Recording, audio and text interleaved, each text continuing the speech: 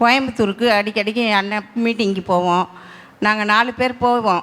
அப்போது ஈரோடு கிட்ட போகிறப்போ எங்கள் பையன் ஃபோன் பண்ணான், அம்மா நம்ம வீடு ஜப்திக்கு வந்திருக்குது, நீ எங்கே போயின்னுக்கிற, கீழே இறங்கு அப்படின்னு சொல்லிட்டு. நான் இறங்கி நாங்கள் 4 சகோதரியும் கோயம்புத்தூரில் போய் இறங்கி அண்ணங்கிட்ட போய் ஜெபம் பண்ணிக்கின்னு அப்புறம் வீட்டுக்கு போகலாம் அப்படின்னு சொல்லிட்டு போனால் அங்கே போயிட்டு அண்ணங்கிட்ட அந்த லெட்டரை கொடுத்தேன். நான் கொடுத்து, அண்ணா பாருங்கண்ணா அப்படின்னு, எனக்காக யாவையும் செய்து முடிப்பேன்னு சொல்லிட்டு அண்ணன் தலைமையில் கை வச்சு ஜெபம் பண்ணார். அதுக்கப்புறமா பத்திரம் 3.5 லட்ச ரூபாய் கட்டி பத்திரம் மீட்க உதவி செய்தார். அது மாத்திரம் இல்லை, எங்கள் தங்கச்சி மகனுக்கு 4 வருஷமாக பொண்ணு தேடிக்கின்னு இருந்தோம்.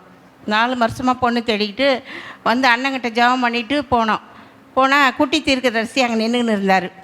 அங்கே அவர்கிட்ட போயிட்டு அந்த ஃபோட்டோவை கொடுத்தேன். இந்த ஃபோட்டோ வாங்கி என்னம்மா அப்படின்னு கேட்டார். இவருக்கு கல்யாணம் ஆகணும்பா அப்படின்னு சொன்னதுக்கு 15 நாளில் கல்யாணம் முடிஞ்சிடும் போ அப்படின்னாரு. அதே மாதிரி 15 நாளில் பொண்ணு கிடச்சி நிச்சயதாமரம். இப்போது 5 மாதம் அந்த பாப்பா பிரெக்னெண்ட்டாக இருக்கிறா. அதுக்காக கர்த்தரை கோடான கோடி நன்றி செலுத்துகிறோம். அல்லேலூயா. கர்த்தருடைய பரிசுத்த நாமத்து ஸ்தோத்திரம். என் பேர் ஷீபா. நாங்கள் நாகர்கோவிலேருந்து வரேன். நாங்கள் இப்போ சென்னையில் ஃபேமிலியாக இருக்கோம், போரூரில். என் மகன் போன வருஷம் கல்வியாண்டில் காலேஜ் முடித்து அம்பத்தூரில் ஒரு கம்பெனியில் 12,000 ரூபாய் சேலரியில் வேலை பார்த்துட்டு இருந்தான். டிசம்பர் மாதம் நான் விண்ணப்பம் பண்ணி எழுதி கொடுத்துட்டு போனேன், ஏசப்பா எனக்கு நிறைய கடன் பிரச்சனை இருக்குதுப்பா. டிசம்பர் 29ஆம் தேதி என்னுடைய கசின் பிரதரை சந்திக்க ஒரு வாய்ப்பு கிடைத்தது. சும்மா லேபராக தான் ஒரு விசா தருவேன்னு நான் கேட்டேன். அவன் என்ன படிச்சிருக்கான்னு கேட்டு அப்புறம் பேசினது பிறகு தான் தெரிஞ்சது. கண்டிப்பாக நான் கூட்டிகிட்டு போகிறேன்னு சொன்னான். அதுக்கப்புறம் பாஸ்போர்ட் எல்லாமே ஒரு வாரத்திலே கிடைக்க கர்த்தர் உதவி செய்தார். அப்புறம் கடந்த பிப்ரவரி 1ஆம் தேதி அவனுக்கு ஆன்லைனில் இன்டர்வியூ. நான் இங்கேருந்து ப்ரேயர் பண்ணிட்டு இருந்தேன், அவனுக்கு அபுதாபியிலேருந்து இன்டர்வியூ. அதுலேயும் ஆண்டவர் இன்டர்வியூ நல்ல முறையில் கிளியர் பண்ண செய்து 10ஆம் தேதி அவனுக்கு ஆஃபர் லெட்டர் வரவும், அந்த அபுதாபி தேசத்திலே என் மகனுக்காக கர்த்தர் கொடுத்த வேலை HSC ஆஃபீஸர், அசிஸ்டண்ட் ஆஃபீஸர் கம்பெனியிலே என் மகனுக்கு ஒரு பணியை கொடுத்து 27ஆம் தேதி அவன் அபுதாபி தேசத்திற்கு போய் இன்று அவன் டியூட்டியில் ஜாயின் பண்ண ஆண்டவர் கிருபை செய்துள்ளார். 12,000 ரூபாய் சம்பளத்திலே வேலை வாங்கி பார்த்து கொண்டிருந்த என் மகனுக்கு இன்று 70,000 ரூபாய் சம்பளத்திலே ஆண்டவர் பணியமர்த்த வைத்திருக்கிறார். கர்த்தருடைய பரிசுத்த நாமத்துக்கு ஸ்தோத்திரம். அடியாளையும் சாட்சியாக நிறுத்துறேன் தேவனுக்கு கோடான கோடி நன்றி. நாங்கள் மாதந்தோறும் இந்த இடத்துல அநேக ஜெப குறிப்புகளோடு வரும்போது கர்த்தர் நிறைய அற்புதங்களை செய்திருக்கிறாரு. ஐயா கிட்ட நான் ஜெபம் பண்ணும் போதெல்லாம் என்னோட தேவைகள் நிறைய இருக்கும், என்னுடைய பிரச்சனைகள் நிறைய இருக்கும், சொல்லவே முடியாது. ஆனாலும் கர்த்தர் ஐயா கிட்ட ஜெபம் பண்ணும்போதெல்லாம் கர்த்தர் உன்னோடு கூட இருக்கிறார், உன் கூட இருந்து செய்கிற காரியம் பெரிதாக இருக்கும் அப்படி தான் சொல்லுவாங்க. அப்படி இருக்கும்போது என்கிட்ட யாரெல்லாம் ஜெப குறிப்பு சொல்கிறாங்களோ அவங்களுக்காக இந்த இடத்துல நான் ஜெப குறிப்பு எழுதுவேன். திருமணம் ஆகாதவங்க, குழந்தை இல்லாதவங்க, வேலை இல்லாதவங்களுக்காக. அது மாதிரி திருமணம் ஆகாதவங்களுக்கு ஒரு 2 பேருக்கு கர்த்தர் திருமணத்தை வாய்க்க செய்தார். அது மட்டும் இல்லை, ஒரு 5 வருடமாக ஒரு சகோதரி எங்கள் பசங்களுக்கு டியூஷன் எடுக்கிறாங்க. அவங்களுக்கு குழந்தை பாக்கியமே இல்லை. ரொம்ப எல்லா ஹாஸ்பிட்டலும் பார்த்துருக்காங்க. ஏன் அவங்களே ரொம்ப தோண்டு போயிருந்தாங்க. அவங்க அம்மா சொல்லும் போதெல்லாம் நாங்கள் எல்லா இடத்துலையும் பார்த்தோம், எங்கேயுமே இதுக்கு ரிசல்ட்டு சரியாகவே இல்லை, எங்களுக்கு ரொம்ப சோர்ந்து போயிட்டோம். ஆனால் ஒரு மாதம் நான் இங்கே வரும்போதும் அவங்களுக்காக இங்கே ஜெப குறிப்பு எழுதி வைப்பேன். ஜெப குறிப்பு எழுதி வைக்கிறத காட்டில் இங்கே இருக்கிற ஒரு சாட்சிகளும் அவங்களுக்கு நான் ஷேர் பண்ணி சொல்லுவேன். ஒன்று அவங்களுக்கு போயிட்டு நான் சொல்லும்போது அவங்களுக்குள்ள ஒரு விசுவாசம் பெருகுச்சு. ஆனால் இந்த 5 வருடம் இல்லை யாராலுமே செய்ய முடியாத ஒரு காரியத்தை கர்த்தர் இந்த ஜெப குறிப்பு எழுதி வச்சுட்டு போனதுனால இப்போ அவங்க 5 மாத கர்ப்பிணியாக இருக்காங்க. கர்த்தர் இந்த சாட்சியை கொடுத்ததுக்கு தேவனுக்கு கோடான கோடி.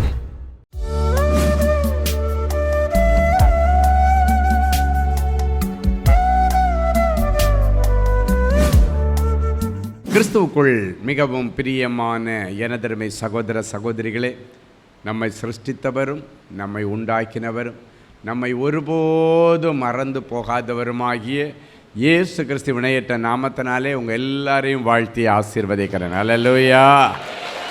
எல்லாரும் சந்தோஷமாக இருக்கீங்களா? ஒரு அழகான ஒரு மங்கள வார்த்தை எடுத்து வாசிக்க போகிறோம். 2 கொரிந்தியரின் புஸ்தகம் 12ஆம் அதிகாரம் 14வது வசனம் இப்படியாய் சொல்லுகிறது. எடுத்து வாசிக்கலாம். இதோ உங்களிடத்திற்கு 3ஆம் தரம் வர ஆயத்தமாய் இருக்கிறேன். 3ஆம் தரம் வர ஆயத்தமாய் இருக்கிறேன். நான் உங்களை வருத்தப்படுத்துவது இல்லை. நான் உங்களை வருத்தப்படுத்துவதில்லை. நான் உங்களுடையதை அல்ல, நான் உங்களுடையதை அல்ல, உங்களையே தேடுகிறேன். உங்களையே தேடுகிறேன். பெற்றாருக்கு பிள்ளைகள் அல்ல, பெற்றாருக்கு பிள்ளைகள் அல்ல, பிள்ளைகளுக்கு பெற்றார்களே பொக்கிஷங்களை சேர்த்து வைக்க வேண்டும். பிள்ளைகளுக்கு பெற்றார்களே பொக்கிஷங்களை சேர்த்து வைக்க வேண்டும். ஆமென். சரி, அப்போஸ்தலனாகிய பவுல் கொரிந்திய திருச்சபைக்கு ஒரு கடிதம் எழுதுகிறார். அந்த கடிதத்தில் உள்ள ஒரு சில வார்த்தைகள் தான் இப்பொழுது நாம் வாசித்த இந்த அழகான மங்கள வார்த்தை. மறுபடியும் சொல்லுகிறேன், அப்போஸ்தலனாகிய பவுல் கொரிந்திய சபைக்கு இந்த லெட்டர் எழுதுக்கு முன்னாடி 2 முறை ஏற்கனவே போயிருக்கிறார். இப்போ மூணாவது முறை நான் உங்கள் சபைக்கு வரப்போகிறேன். அதுக்கு முன்னால் இந்த கடிதத்தை நான் எழுதுகிறேன். எத்தனை பேர் ஆமென் சொல்ல முடியும்? 2 முறை ஏற்கனவே வந்திருக்கிற, இதோ உங்களிடத்திற்கு 3ஆம் தரம் வர நான் ஆயத்தமாயிருக்கிறேன். வருவேன்னு சொல்லலை, வர ஆயத்தமாயிருக்கிறேன். அப்படின்னா ஒரு ஊழியக்காரன் ஒரு சபை நடுவே வந்து நின்று ஜனங்களை ஆசீர்வதிப்பதற்கு அவனுக்கு ஒரு ஆயத்தம் அவசியம். பார்த்தீங்கன்னா பைபிளில் 100க்கு அதிபதினு ஒருத்தன் இருந்தான். அவனுக்கு ஒரு நல்ல பிரியமான வேலைக்காரன். தன்னுடைய பிள்ளை அல்ல, தன்னுடைய மனைவி அல்ல, தன்னுடைய சித்தப்பா பையன் அல்ல, பெரியப்பா பையன் அல்ல, வேலைக்காரன். ஆனால் அவன் மேலே இவன் பிரியமாக இருந்தான். அந்த எஜமான் இந்த வேலைக்காரன் மேலே பிரியமாக இருக்கிறான். ஒரு சில காரியங்கள் ஆண்டவர் சொல்கிறார். இன்னைக்கு வேலைக்காரங்கன்னா நிறைய பேருக்கு அற்பமாக இருப்பான். அவன் வேலைக்காரி, அவன் என் வீட்டு வேலைக்காரன். ஆனால் அவங்கள நீங்கள் அல்பமாக நினைக்கிறீங்க.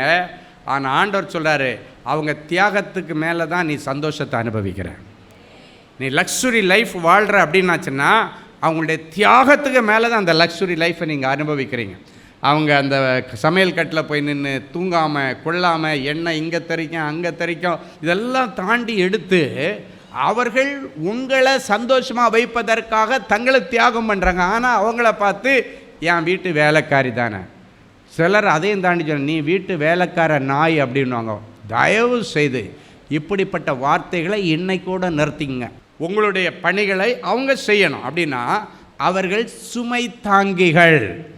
உங்கள் சுமையை தாங்கி உங்களுடைய சுமைகளை லகுவாக்குறவங்க. அவங்கள போய் யாராவது அற்பமாக பேசலாமாங்க? ஆனால் அது அந்த 100க்கு அதிபதிகிட்டேன்னு நம்ம கற்றுக்கணும். அவன் பாருங்கள், பெஸ்ட்டானதை தன்னுடைய வேலைக்காரனுக்கு கொடுக்க நினைக்கிறான். அவனுடைய வேலைக்காரன் வியாதிப்பட்டு மரண படுக்கையில் கிடக்கிறான். சரி, ஓகே, இருந்தது வரைக்கும் இவனை சக்கையாக புழிஞ்சு வாங்கியாச்சு. இதுக்கு மேலே அவன் பிழைக்க மாட்டான்னா நான் தேவையில்லாமல் பணத்தை செலவு பண்ணக்கூடாது, அவ்வளோதான், போட்டு இவ்வளோதான், இதுக்கு மேலே முடிஞ்சு போச்சுன்னு அவன் விடலை. நன்றி அறிவு உள்ள ஒரு எஜமான் அப்படி தான் இருப்பான். உண்மையான எஜமான் அப்படி தான் இருக்கணும். அவன் அந்த நன்றியில் என்ன பண்ணுறான்னா, அவன் எல்லா மருத்துவ இடத்துல பார்த்துட்டா, எல்லாம் பண்ணிட்டா, எங்கேயும் குணமாகலாம். ஆனால் கடைசி அவனுக்கு தெரிகிறது, இயேசுவை பிடிச்சா வேலை ஆகும். நான் நம்ம பாஷையில் சொல்கிறேன், பைபிளில் இருக்கிறத கூட்டாமல் குறைக்காமல் அவனுக்கு ஒன்று தெரிகிறது, இயேசுநாதர் தான் இதுக்கு ஒரே வழி, இதுக்கு மேலே வேறு வழியே இல்லை. த பெஸ்ட் அவன் தன்னுடைய வேலைக்காரனுக்காய் கொடுத்தான். பிள்ளைக்காக இல்லைங்க, வேலைக்காரனுக்கு கொடுத்தான். ஏன்னா அவனுக்கு தெரிகிறது, என் சுமைகளை தாங்கி கொண்டிருக்கிறவன். தயவு செய்து இன்னைக்கு வரைக்கும் உங்களுக்கு ஒருவேளை அந்த எண்ணம் உங்கள் வேலைக்காரங்க மேலே இருந்துச்சுன்னா தயவு செய்து அவங்கள நீங்கள் மதிக்கணும். அவங்க உங்களை மதிக்கிறது உண்மைதான். ஆனால் அதை விட நீங்கள் அவங்கள மதிக்கணும். ஏன்னா அவர்கள் தங்களை உருக்கி தியாகம் பண்ணி உங்களுடைய வேலைகளை லகுவாக்கி கொடுக்கிறார்கள். அப்போ பாருங்கள், அவன் கடைசியாக என்ன எடுத்த முடிவு என்ன தெரியுமா? எனக்கு இத்தனை வருஷமும் இவன் சக்கையாக வேலை செய்துட்டான், புளிஞ்சு எடுத்துட்டான் அவனை. ஆனால் இந்த நேரத்தில் அவனுக்கு நான் தான் குளுக்கோஸ் ஏற்றணும். புளிஞ்சது யார், சாப்பிட்டது யார், ஜூஸ் எல்லாம். இப்போ அவங்களுக்கு முடியலை என்னன்னா தூக்கி எறிஞ்சிடக்கூடாது. அப்போ தான் நீங்கள் திருப்பி குளுக்கோஸ் ஏற்றணும், செலவு பண்ணணும். அப்போ ஊழியக்காரன் அப்படி தான் செலவு பண்ணிகிட்டு இருக்கிறான். இன்றைக்கி அநேக விசுவாசிகளுக்காக எவ்வளோ உபவாசம், எவ்வளவு ஜபங்கள், எவ்வளவு கஷ்டங்களில் உதவி செய்கிற காரியங்கள். இப்போ பாருங்கள், அவன் கடைசியாக யோசிக்கிறான், இதுக்கு ஒரே வழி இயேசுநாதர். அப்போ இயேசுநாதர்கிட்ட இவனுக்கு க்ளோஸ் ரிலேஷன்ஷிப் இல்லை.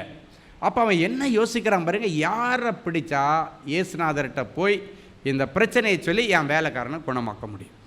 எப்படியாயிலும் தன்னுடைய வேலைக்காரன் குணமாக வேண்டும் என்று ஆசைப்பட்டான். அதுதான் உண்மையான எஜமான்.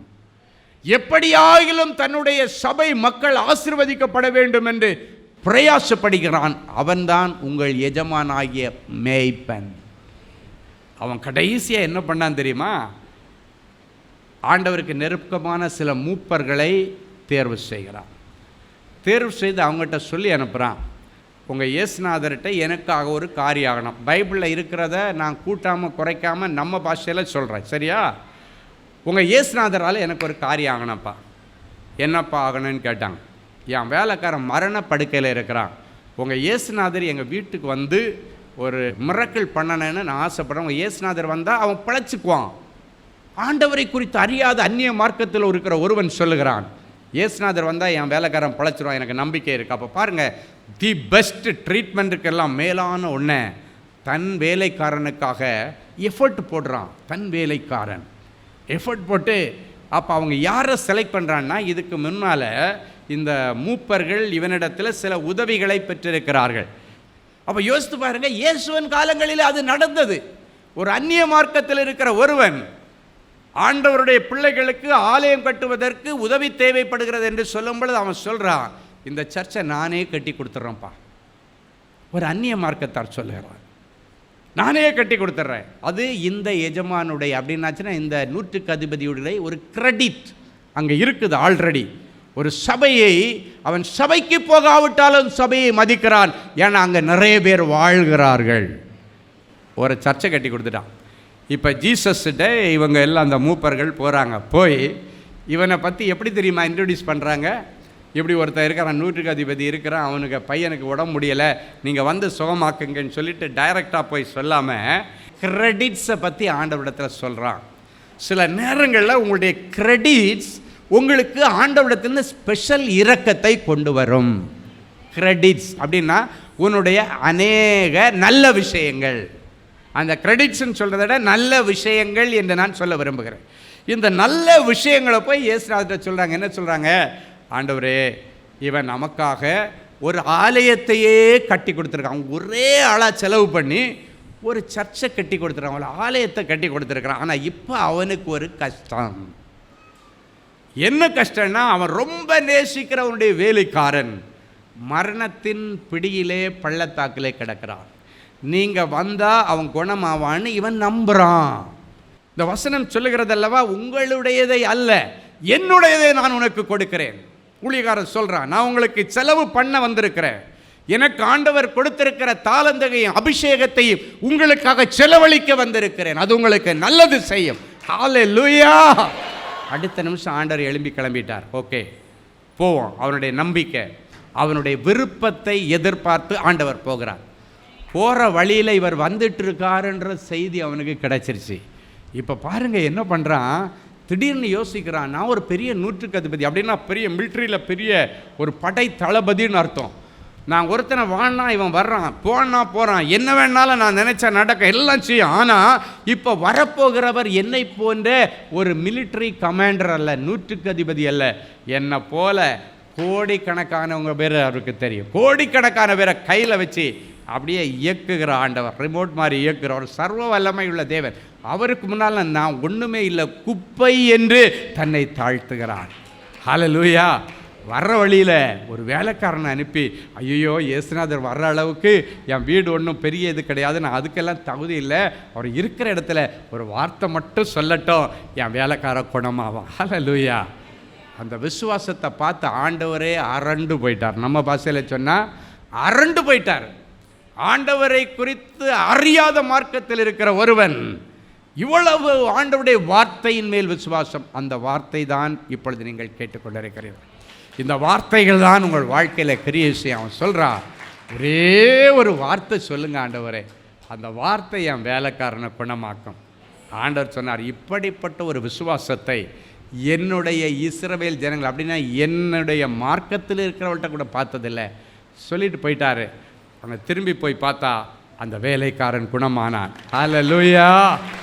என் அன்பு தேவனுடைய பிள்ளைகளை, இன்னைக்கு நீங்கள் ஒவ்வொருவரும் ஆண்டவருக்கு முன்பாக ஒரு கிரெடிட்டை நீங்கள் டெவலப் பண்ணணும். ஏதோ ஒரு நல்ல விஷயத்தை ஆண்டவருக்கு முன்னால் நீங்கள் டெவலப் பண்ணணும். அது சரியான ஆபத்தான நேரத்தில் உங்களுக்கு உதவி செய்யும். இது இல்லாமல் இப்படி இந்த கிரெடிட்ஸை வச்சு தப்பிச்சவங்க நிறைய பேர் பைபிளில் இருக்காங்க. கிரெடிட்ஸை வச்சு உயிரை காப்பாற்றிக்கிட்டவரே நிறைய பேர் பைபிளில் இருக்கிறான். ஆமென். அவனுக்குரிய அந்த ப்ளஸ் பாயிண்ட்ஸ், அவனுக்குன்னு உள்ள நல்ல குணாதிசயங்கள். எசேக்கியா ராஜான்னு ஒருத்தன் இருந்தான். அவனுக்கு 39 வயசு, அது வரைக்கும் அவனுக்கு குழந்தை பாக்கியம் கூட கிடையாது. ஆனால் ஆண்டவர் சொல்கிறாரு, ஊழியக்காரனை அனுப்பி, ஏசாயா தீர்க்கதரிசி அனுப்பி, நீ சாவ போகிற, இப்போ உனக்கு வந்திருக்கிற அந்த பிளவு வியாதி சாதா வியாதின்னு நினைக்காத, இது மரணத்திற்கு ஏதுவான வியாதி. இப்படி தான் பைபிள் எழுதியிருக்கு. அப்படின்னா இந்த வியாதியின் நிமித்தம் மரணம் உன்னை தழுவிக்கொள்ளும் அப்படின்னு அர்த்தம். இந்த வியாதி ஒன்றை இந்த உலகத்திலிருந்து இளைப்பாற பண்ணும் அப்படின்றது தான் அந்த மரணத்திற்கு ஏதுவான வியாதி. அப்போ சொல்லிவிட்டு அந்த தீர்க்கதரிசி போயிட்டு ஆண்டவர் சொல்லி அனுப்பினார். ஏசாயா வந்து எசேக்கியா ராஜாவிட்ட சொல்லிவிட்டு அவன் கிளம்பிட்டான். அப்போ இது சொல்லி முடித்த உடனே இந்த ராஜா என்ன பண்ணான்னா, சுவர் பக்கமாய் திரும்பி கர்த்தாவேன்னு அழ ஆரம்பிச்சிட்டான். சொல்லி முடித்த உடனே சொல்லிட்டு ஆண்டவரிடத்தில் தன்னுடைய கிரெடிட்டபிலிட்டியை எடுத்து வைத்தான். எத்தனை பேர் ஆமேன்னு சொல்ல முடியும்? அவன் ஆண்டவரிடத்தில் இந்த மரணக்கட்டிலிருந்து தப்பிக்கிறதற்கு என்கிட்ட நல்ல பாயிண்ட் என்ன எடுத்து வைக்கிறதுக்கு. சரி, என்ன சொன்னால் இந்த 39 வயசு மரணக்கட்டை தள்ளி போட முடியும், அதுக்கு என்கிட்ட என்ன நல்ல குணம் இருக்குதுன்னு அவன் யோசிக்கிறான் ஒரு செகண்டில். அதான் சொன்ன இந்த கிரெடிட்டபிலிட்டி, நல்ல விஷயங்கள். நம்ம அதை சில நேரங்களில் நம்ம பேரில் இருக்கிற மரணக்கட்டை அது தள்ளி போடும், சில நேரங்களில் நமக்கு தகுதி இல்லைன்னாலும் அதெல்லாம் வாங்கி தரோம். உடனே சோர் பக்கமாக திரும்பிட்டு அழுதுட்டு ஆண்டவர் நோக்கி என்ன தெரியுமா சொல்கிறாங்க, கர்த்தாவே, நான் உமக்கு முன்பாக உத்தமமும் மனநேர்மையுமாய் நடந்து கொண்டேன் என்பதை நினைத்தரலும். அவ்வளோதான். என் மரணக்கட்டை நீங்கள் மாற்றுங்கன்னு சொல்லலை, அவனுடைய கிரெடிட்டபிலிட்டியை எடுத்து வைக்கிறான். இந்த 100க்கு அதிபதியுடைய கிரெடிட்டபிலிட்டியை அந்த மூப்பர்கள் இயேசுவிடத்தில் வைத்தார்கள். அவனுடைய வேலைக்காரன் பிழைத்து கொண்டான். இப்போ பார்த்தீங்கன்னா தன்னுடைய சைடில் இருக்கிற நல்ல விஷயத்தை ஆண்டவரிடத்தில் அவன் ஞாபகப்படுத்துகிறான். ஆண்டவரே, கர்த்தாவே, நான் உமக்கு முன்பாக உண்மையும் மன உத்தமமாய் நடந்து உமது பார்வைக்கு நலமானதை செய்தேன் என்பதை கொஞ்சம் நினச்சி பாருங்கன்னு சொல்லி விண்ணப்பம் பண்ணான். அப்படின்னா என்ன அர்த்தம்னா, ஆண்டவரே, இதை பேஸ் பண்ணி உங்கள் தீர்ப்பை கொண்டும் மாற்றி போடக்கூடாதா, அதான் அர்த்தம். ஹல்லேலூயா. அவன் மாற்றி எழுதுறதுக்கு ஒரு நல்ல குணாதிசயத்தை ஆண்டவரிடத்தில் எடுத்து வைக்கிறான். என்ன எடுத்து வைக்கிறான்? ஆண்டவரே, உங்கள் முன்னால் நான் உண்மையாக நடந்தேன் அப்படின்றவர். அப்படின்னா என்னென்னா, என்கிட்ட கொடுத்த இந்த அரச பதவியை நான் மிஸ்யூஸ் பண்ணலை. ஆண்டவர் கொடுத்திருக்கிற வரங்களையும் வேலைகளையும் அரசாங்க உத்தியோகத்தையும் அபிஷேகத்தையும் திறமைகளையும் நிறைய பேர் மிஸ்யூஸ் பண்ணுறீங்க. மிஸ்யூஸ். அப்போ பாருங்கள், இப்படிப்பட்ட நேரத்தில் உங்களுக்கு இப்படிப்பட்ட மரணக்கட்டுகள் வரும் பொழுது நீங்கள் பரிதபிக்கப்பட வேண்டிய சூழ்நிலையில் இருப்பீங்க. நீங்கள் யோசித்து பார்ப்பீங்க, ஆண்டவரிடத்தில் என்ன சொல்லி நான் கிளைம் பண்ணுறது, என்ன சொல்லி தப்பிக்கிறது. தப்பிக்க சில நேரங்கள் உங்களிடத்தில் ப்ளஸ் பாயிண்ட்ஸ் இல்லை, நல்ல குணாதிசயங்கள் இல்லை, கிரெடிட்டபிலிட்டி இல்லை. அவன்கிட்ட ஒரு கிரெடிட் இருந்துச்சு, ஆண்டவர் கொடுத்த பதவியை அவன் மிஸ்யூஸ் பண்ணாமல் நல்ல உண்மையாக உத்தமமாக பெர்ஃபெக்டாக செய்தான். சொல்லுங்க பார்க்கலாம், எப்படி செய்தான்? பெர்ஃபெக்டாக செய்தானா? ஹல்லேலூயா. அப்போ அந்த பெர்ஃபெக்டாக செய்ததுனால ஆண்டவர் இப்போ ரீதிங்க் பண்ணுறார். ஆண்டவர் எடுத்த தீர்ப்பை இப்போ மாற்றி எழுதுறதுக்கு ஆண்டவர் முடிவு பண்ணிட்டார். ஹல்லேலூயா. ஆமாம், ஏன் உண்மையாக இருக்கானே, உத்தமமாக இருக்கானே, நான் கொடுத்த அந்த அரச பதவி அவன் எந்த இடத்துலும் அதிகார துஷ்பிரயோகம், சொல்லுங்கள், அதிகார துஷ்பிரயோகம் பண்ணலை, அவன் சரியாக பயன்படுத்தினான். அப்போ இவனுக்கு கொஞ்ச நாள் நம்ம எக்ஸ்டென்ஷன் லைஃப் கொடுத்து தான் ஆகணும் அப்படின்னு நினச்சிட்டு ஆண்டவர் அவனுடைய அந்த வருஷங்கள் 15 வருஷ ஆயுஷ் நாட்களை கூட்டி கொடுத்துட்டார். ஹல்லேலூயா. கரங்களை தட்டி ஆண்டவருக்கு நன்றி சொல்லுங்கள். இங்கே பாருங்கள், எசேக்கியா ராஜாவுடைய ஜெபத்தை கேட்டு அந்த கதரில் பார்த்து ஆண்டவர் திருப்பி அதே தீர்க்கதரிசிட்ட சொல்கிறார். அவன் பாதி முற்றம் தாண்டக்குள்ள டப்பு டப்பு டப்புன்னு நடந்துருச்சு. அவன் சொல்லிட்டு அந்த அரண்மனை வாசலை தாண்டலை. அந்த பாதி முற்றம் அப்படின்னா அந்த அரண்மனையினுடைய அந்த முற்றத்தில் பாதி தான் கடந்திருக்கிறான், இன்னும் அந்த அந்த பார்டர் அவுட்டே தாண்டலை. அதுக்குள்ளால அவனுடைய நல்ல காரியத்தை நினைவு கூர்ந்து about 10 ஏசாயான்னு சொல்கிறார். திரும்ப, மறுபடியும் திரும்ப, என் ஜனத்தின் அதிபதியாகிய எசேக்கியாவை பார்த்து நீ போய் இப்போ உன்னுடைய தீர்க்க தரிசனத்தை மாற்றி சொல்லு. எந்த தீர்க்கதரிசி சொன்னானோ அதே தீர்க்கதரிசி இப்போ போகிற ஆண்டவர் சொன்ன அவன் கேட்டு தான் ஆகணும். போயிட்டு, எசேக்கியாவே, உங்களுக்கு 15 வருஷம் ஆண்டவர் எக்ஸ்டெண்ட் பண்ணி கொடுக்குறார், உடைய ஆயுசு நாட்களோடு 15 வருஷத்தை கூட்டுகிறேன். அடுத்து இன்னொன்று சொல்கிறாரு, அரசாட்சிக்கு குடைச்சல் கொடுத்துட்டு இருந்தேன். சொல்லுங்கள் பார்க்கலாம். இத்தனை வருஷமும் உன் அரசாட்சிக்கு உன் லைஃப்பில் உனக்கு அடிக்கடி குடைச்சல் கொடுத்துட்டு இருந்தேன். சொல்லுங்கள், குடைச்சல். நான் பைபிளில் இருக்கிறத கூட்டாமல் குறைக்காமல் நம்ம பாஷையில் சொன்னால் நீங்கள் என்ஜாய் பண்ணி அழகாக கேட்பீங்க. அது அப்படியே இருதயத்தில் போய் லாக் ஆகிடும். அதுக்காக தான் நான் இப்படியே சொல்கிறேன். இன்னைக்கு சொல்கிறாரு, உனக்கு குடைச்சல் கொடுத்தவனை என்னை தேடியும் காண மாட்டான். அல்லேலூயா. இப்போ ஆண்டவர் அவருக்கு அந்த எக்ஸ்டென்ஷன் லைஃப்பில் என்ன சொல்கிறாரு, உனக்கு வேதனை கொடுத்த அசீரியன் இனி உன் லைஃப்பில் எழும்புவதில்லை. அவனுக்கு அப்பப்போ டார்கெட், அப்பப்போ அவனுடைய சமாதானத்தை கெடுக்கிறவன், அவனுடைய நிம்மதியை கெடுக்கிறவன், அவனுக்கு முன்னால் வந்து நின்று யுத்தம் பண்ணுகிறவன் அசீரியா ராஜான்னு ஒருத்தன். அவனாலேயே இவன் நிம்மதியை அரசாட்சி பண்ண முடியலை. இன்னைக்கு யாரால உன்னால் நிம்மதியாக வாழ முடியலை? எவன் நிமித்தம் உன்னால் நிம்மதியாக வாழ முடியலையோ, இன்னைக்கு சொல்கிறாரு, அந்த அசீரியனை இனி உன் வாழ்க்கையில் நீ பார்க்க மாட்டேன், எழும்புவதே உன் காலங்களில்னு ஆண்டவர் சொல்கிறார். அந்த வசனத்தையெல்லாம் அழகாக பார்க்கணும். உன் காலத்தை அவன் எழும்ப மாட்டான் அப்படின்னா என்ன அர்த்தம்னா, உன் காலத்துக்கு பிறகு மறுபடியும் அவன் தலை தூக்குறதுக்கு வாய்ப்பு இருக்குது அப்படின்னு அர்த்தம். பார்த்தா அதே போல் அவன் 15 வருஷம் எசேக்கியாவுடைய ஆயுஷ் நாட்கள் ஆண்டவர் கூட்டி கொடுத்தாரு. அவனுக்கு பிறகு அவன் பிள்ளையுடைய ஆட்சி காலத்தில் திருப்பி எழும்பிட்டான் அசீரியா. ஆண்டவர் ஒரு வார்த்தை சொன்னால் பாருங்கள், அவர் சொல்ல ஆகும், கட்டளையிட அப்படியே நிற்கும். ஹல்லேலூயா. உன் காலத்தில் அவனை எழும்ப விட மாட்டான்ப்பா அப்படின்னா என்ன அர்த்தம்னா, இனி இருக்கிற மீதமுள்ள 15 வருஷமும் உனக்கு நிம்மதியான வாழ்க்கை.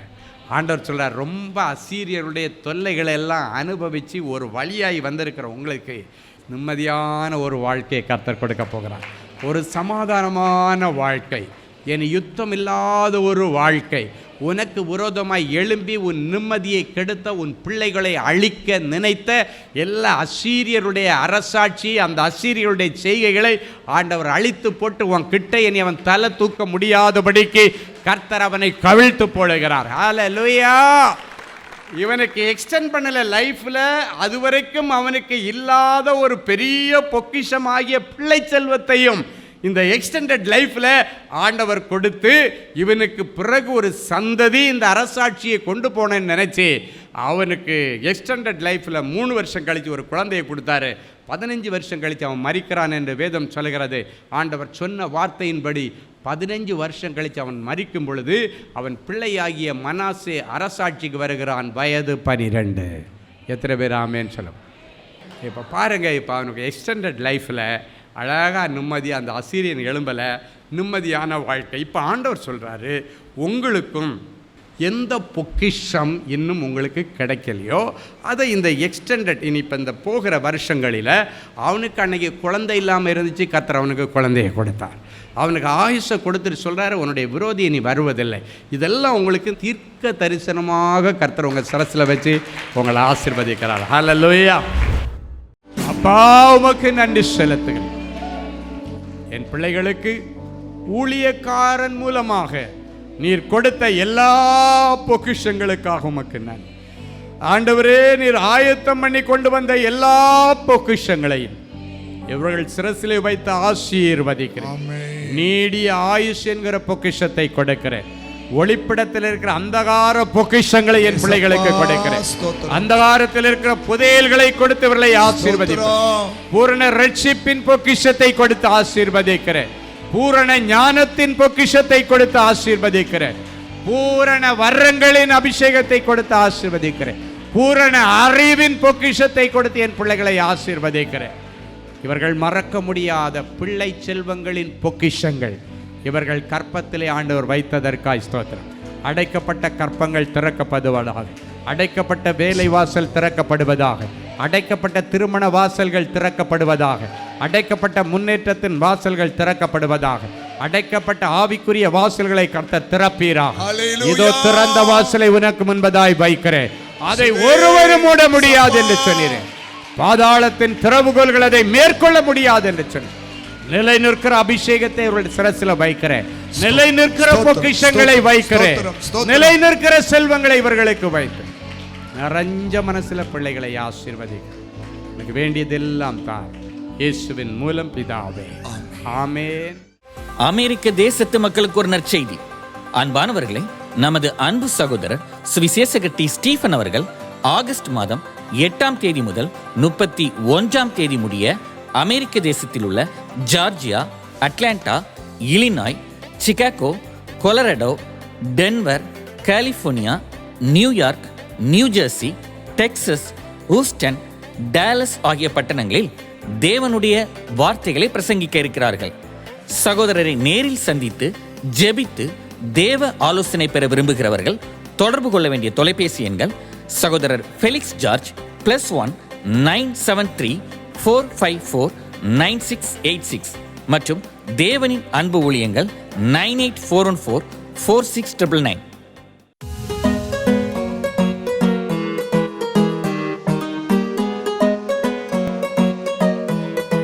தேவனின் அன்பு ஊழியங்கள் நடத்தும் இஸ்ரேல் தேச புனித பயணம். அன்பானவர்களே, ஆண்டவராகிய இயேசு கிறிஸ்து பிறந்து வளர்ந்து ஊழியம் செய்து மரித்து அடக்கம் பண்ணப்பட்டு உயிரோடு எழுந்த புனித ஸ்தலங்களை கண்டு மகிழ இதோ ஓர் அரிய வாய்ப்பு. உங்கள் வாழ்நாள் கனவை நனவாக்க நமது அன்பு சகோதரர் சுவிசேஷகர் டி. ஸ்டீபன் அவர்களுடன் 11 நாட்கள்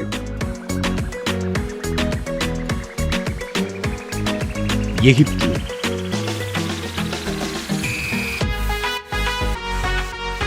யோர்தான், பாலஸ்தீனம், இஸ்ரேல் தேசங்களுக்கான புனித பயணம். 2025 ஆண்டிற்கான இந்த புனித பயணமானது அக்டோபர் மாதம் 14ஆம் தேதி முதல் 24ஆம் தேதி முடிய 11 நாட்கள் நடைபெறுகிறது. இது ஒரு சாதாரண சுற்றுலா அனுபவம் அல்ல. இயேசு கிறிஸ்துவின் பாதங்கள் பதிந்த இடங்களில் உங்களுடைய பாதங்களும் பதியும்படிக்கு அவருடைய கரங்களை பிடித்து நடக்கிற ஓர் உன்னத அனுபவம். மேலும் விவரங்களுக்கு தொடர்பு கொள்ள செல்போன் எண்கள் 7299 4799 மற்றும் 9841437999. Email exodusholytours@gmail.com. Website www.exodusholytours.com. அன்பு தேவனுடைய பிள்ளைகளே, இந்நிகழ்ச்சியின் மூலம் நீங்கள் பெற்றுக்கொண்ட ஆசீர்வாதங்களையும் உங்கள் ஜெப விண்ணப்பங்களையும் அனுப்ப வேண்டிய முகவரி தேவனின் அன்பு ஊழியங்கள், எண் 340B பார் 1A 3B1 Vinayak avenue, OMR road, Okkiyam, Thoraipakkam, Chennai 600097. இது இந்தியன் ஆயில் பெட்ரோல் பங்க் எதிரில் அமைந்துள்ளது மற்றும் காக்னிசன்ட் டெக்னாலஜி சொல்யூஷன்ஸ் அருகிலும் அமைந்துள்ளது. மின்னஞ்சல் prayer@godsloveministries.co.in. எங்களது இணையதளம் www.godsloveministries.co.in. மேலும் 24 மணி நேர ஜெப உதவிக்கு 044-5447-999 மற்றும் 9941950999 என்ற எண்களுக்கு தொடர்பு கொள்ளுங்கள். கர்த்தர் தாமே உங்களை ஆசீர்வதிப்பாராக.